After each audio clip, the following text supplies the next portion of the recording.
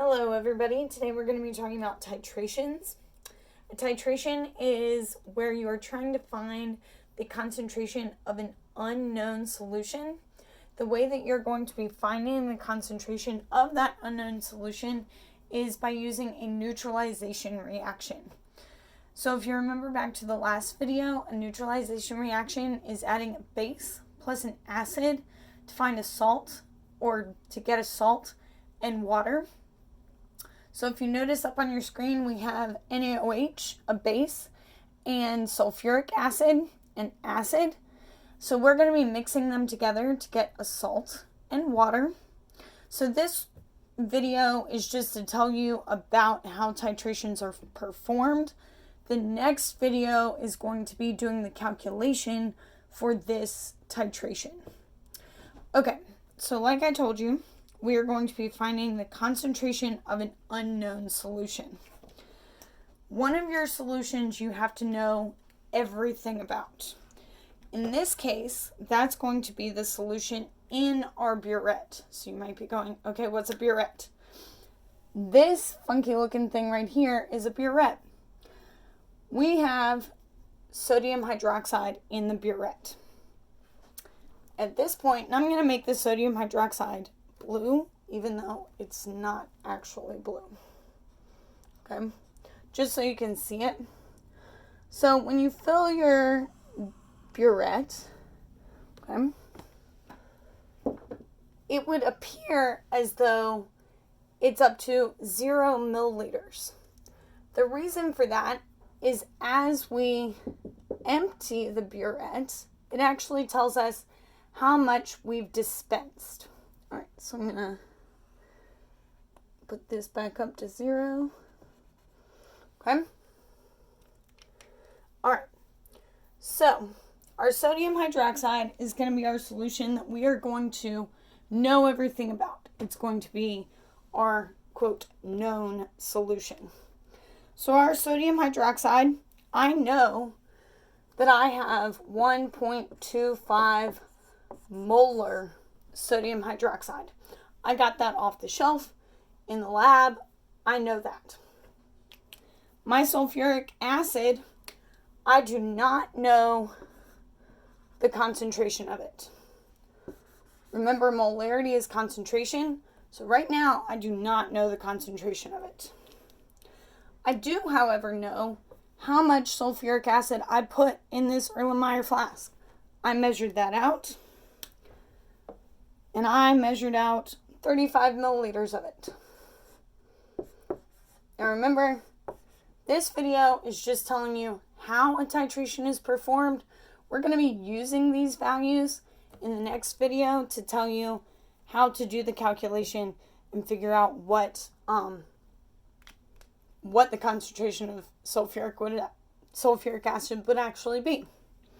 Okay, so when we actually go to perform this titration, we would be adding our sodium hydroxide to the sulfuric acid to get a neutralization reaction. Okay? When that happens, at some point, we're going to get more base than acid.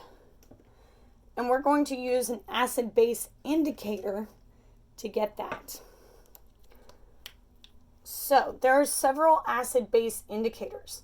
Since we are adding base to acid, after what we call the equivalence point, which I'll tell you a little bit more about in a minute, we will have more base than acid, and this is going to turn pink.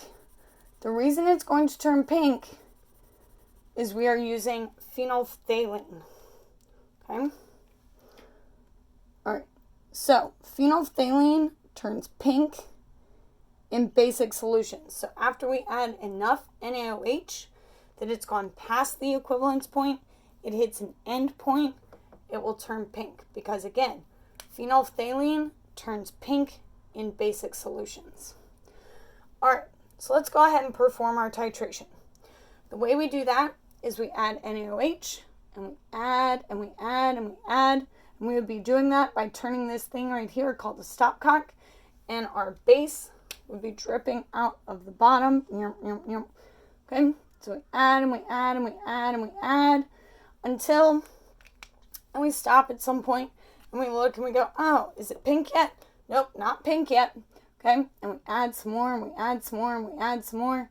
We stop and we stir and we go, oh, is it pink yet? Nope, not pink yet. Keep adding, keep adding, keep adding.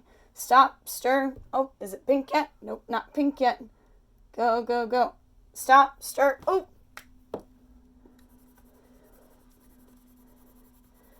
It's turned pink. And then we're going to take a measurement. Where did it turn pink? Okay. And that measurement is going to be at exactly 45.8 milliliters. So remember, these are the values that we're going to be using on the next video. I do want to talk quickly about those words that I was just talking about.